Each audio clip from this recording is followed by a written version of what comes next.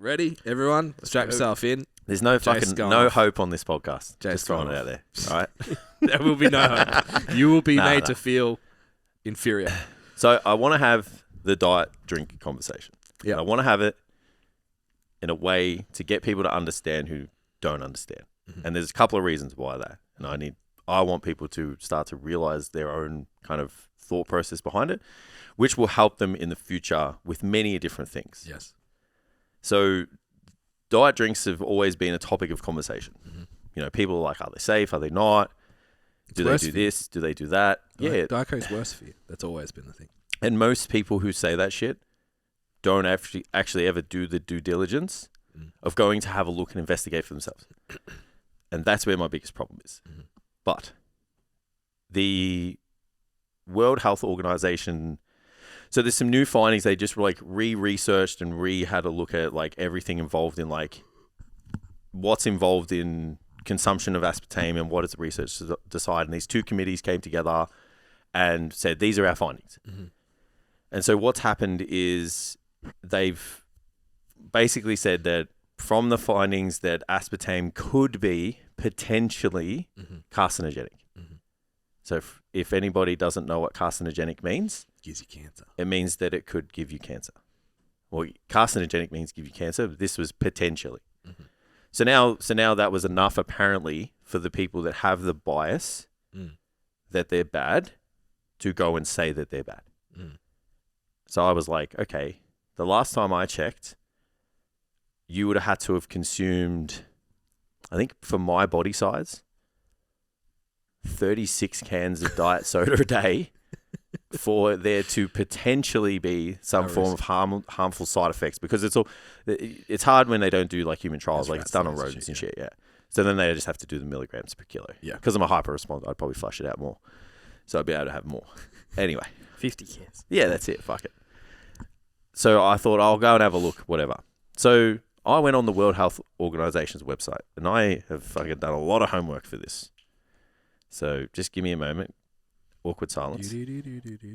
My beef is nobody has actually read the finding, right? No one's actually gone on the website, because if you go on there, it clearly cites that the committee has reaffirmed that it is safe for a person to consume within the limit per day, the previous limit per day. For example, with a can of diet soft drink containing 200 to 300 milligrams of aspartame, an adult weighing 70 kilos would need to consume more than 9 to 14 cans per day to exceed the acceptable daily intake, assuming no other intake from other food sources.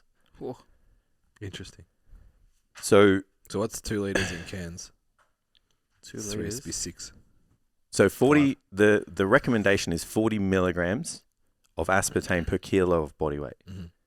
And the average can, I don't know where they got the 200 to 300 from, because I also did some research on the average aspartame content in a can of drink. Yeah. I could only find between 80 and 130. Yeah, and they've got 300. And they've got 200 to 300. Interesting. So if my findings are correct, you could double that. Yeah. I don't know anyone who's drinking 9 cans a day. And that's still within the safe limit. My most extreme would be 2 liters, because we have the soda stream. Yeah. But I also would suggest that the cordial that we use and the ratio that we mix at would be even lower than the cans. Yep. Yeah. Now, if that's not enough, don't worry. I've got more. So I'm reading from the World Health Organization website. So citing limited evidence for carcinogenicity, geez, say that fucking 10 times, in humans, both boards who did this study or this research reaffirmed that it is still acceptable to have that 40 milligrams per kilo. So there's limited evidence, right? Yeah. Do you base any of your findings, your total biases, on limited evidence? No. Agreed. No. Now, I think if you want to drink water and shut the fuck up, leave the rest of us alone. Even with the limited evidence, right? Because I tried to go down the rabbit hole and I went on like that AI website that like kind of summarizes all of the data that it can find and shit. You just got to get really good at asking the right question. Nearly every single one of them, the study was almost observational.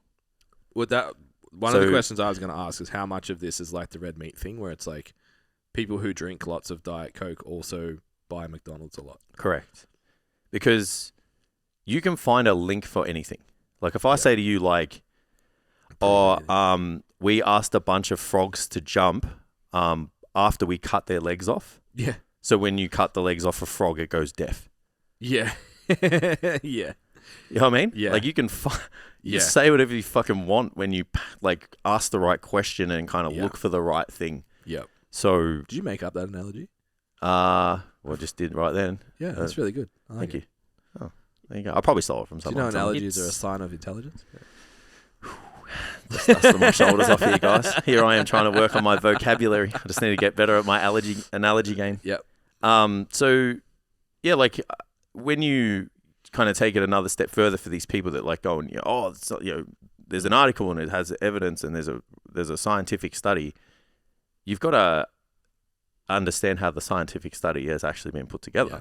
For you to take that on as a gospel decision to be like, I'm never drinking diet soda again. Yeah. Or at worst, tell other people. Yeah. The amount of people that told me like, that's really bad, yeah? And it's like, then pulling out, actually I'll get to that tangent in a moment. But how the study is put together is really important. Because you can find this link to anything. And then even inside of that, if you look at the populace that they're really kind of looking at when it comes to like diets and stuff, it's like it's most likely like sick people. Yep. You know, people that are going to have like pre-existing conditions to other stuff. So they're going to be like, oh, these people drink lots of diet soda and aspartame, and then they have this, and then of this 500,000 people, like 30,000 of them all have this, and this. So we can say that there's a percentage of these people that if you drink aspartame and blah, blah, blah, that you're going to have a predisposition to X, Y, and Z. Yeah. It's like, have you looked at their lifestyle? Have you looked at the fact that they're probably like 25, 30 kilos overweight? Yeah. They've probably got all this inflammation from all this like body fat and this inactivity and like visceral fat and blah, blah, blah. It's like, come on. Yeah. It just like really kills me when we don't have the ability to critically think like that. Yeah. Yeah. One thing, a mantra that I think is worth living by in everything at all times is ask one more question. Yeah. Okay, so aspartame's bad. Why? Because the World Health Organization said it is. What did they say? They said it's carcinogenic. Did they? Have you read it? They said it's potential. Oh, no, I haven't. Okay, so go read it. What did they say? Oh, they said that it's fine if you have up to fucking 18 cans a day. Like, okay. So it's fine? Yeah, it's fine. All right, cool. And it's like if you just ask one more question all the time about anything, you'll probably find the answer. We were just talking about like with coaching, how like if it didn't get you strong, if people were getting strong without it 20 years ago, you haven't found it. You haven't reinvented the wheel. Yeah, stop it. Stop thinking you have. It's like I'll ask one more question. Like, did people get results when they did this? Yes. Yeah. Why do you think they got results when they did this? Or maybe it was like the bro diet thing. It's like, oh, they managed energy balance. Yeah, that's like it's sure. Now we can move on and say that okay, there's a flexible approach to dieting that's probably much easier to maintain over an extended period of time. You don't have to eat chicken, rice, and broccoli forever. Correct. But you only get there by asking more questions. Because it's the same, like the red meat one will come up in another 18 months now. Aspartame's done again. Cancer and shit. Yeah, and it's just like the studies they do on people are subjective reports based on the population where they ask them how much aspartame do you have you ever had cancer, and that's all of the questioning. Yeah, and there's like a lifestyle questionnaire I think on top of that, and most people that aren't conscious about their nutrition would eat like heavily processed red meat. Yeah. And then it's like, they smoke cigarettes, they don't train, they don't drink enough water, they don't have their 2 serves of fruit, 5 serves of veg a day, like all of that stuff. You're not eating hot dogs with vegetables. Yeah. You probably eat your steak with veggies though. Yeah, you're not having a quarter pounder and then asking for your fucking mixed veg on the side. Like, I had a double quarter the other day. Yeah. Like leaked down my arm. I was like, oh, I'm right in on the fakeaways I don't think at the I have moment. this anymore. We have fakeaway Big Macs. Yeah. It's actually fucking lit. Make them at home, is that what you mean? Yeah, fakeaway is like you make the healthier version of the thing. Yeah. Yeah. I was in the car, I had a 3-hour drive, I was hungry. Yeah. Should have got him a Hey. chicken. Just ask for a bacon. Just ask for an egg McMuffin, and they'll get real pissed off at you because they have to make it In the middle fresh. of the day. Yeah. They have to make their food fresh. Fuck. Yeah. So